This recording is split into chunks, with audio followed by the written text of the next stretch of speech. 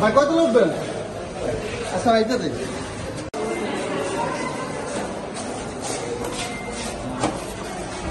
ভাই সামনে নাই আবিষে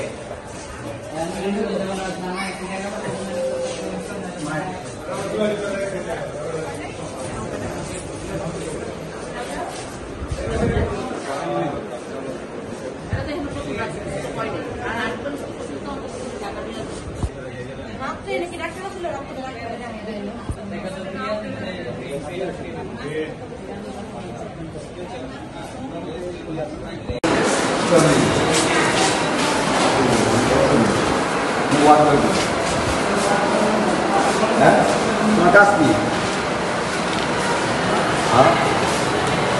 একজন রোগী আছে ওনার ব্রেন ঠিক করতে পারে কত পাওয়া যেতেছে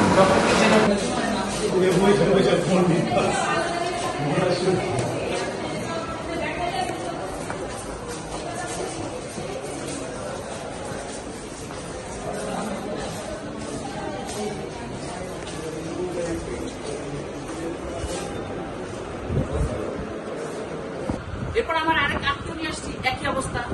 এই যে আমার হাজবেন্ডের নিয়ে আসছি, এই যে একই অবস্থা, রুগী ফলাই করে ডাক্তারের কোনো খবর নেই। ওনাদের ইমেল যেখানে ওনারা ডাক্তার দেখে, রুগী দেখে নিচ্ছে, ওখানে দেখি 12টা বেজে গেছে, আমাদের চেম্বারের সময় হয়ে গেছে। কেন এখন কি সরকার বেতন দেয় না? হ্যাঁ, সরকারকে বেতন দেয় না? এখানে আলাদা চেম্বার কোনো জন্য ইচ্ছা দেয় না, আসতে লেগে এটা কোনো ট্রিটমেন্টই নেই, কোনো রুগীও কোনো কিছু কেউ করতে পারে না।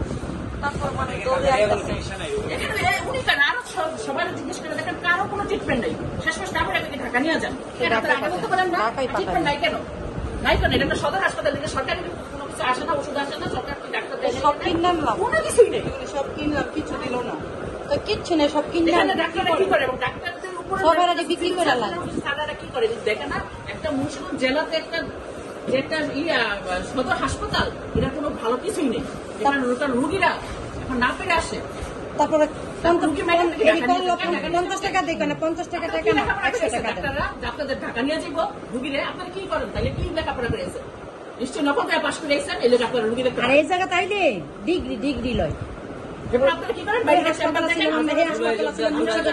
জুলাই যুদ্ধের ফেলাই রাখছেন আপনারা।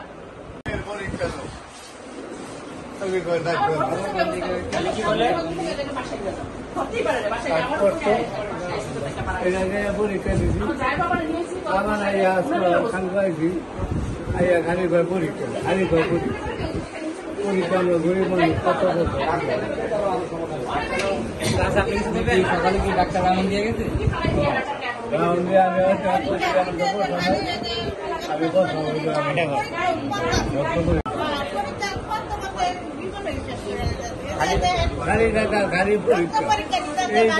নিয়মিত কি ডাক্তার আসে এই জায়গায় দেখতে আসে?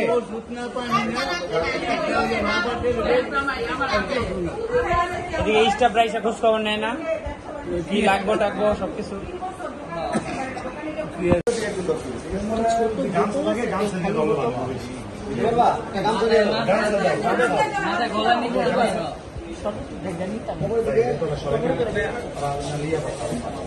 গলা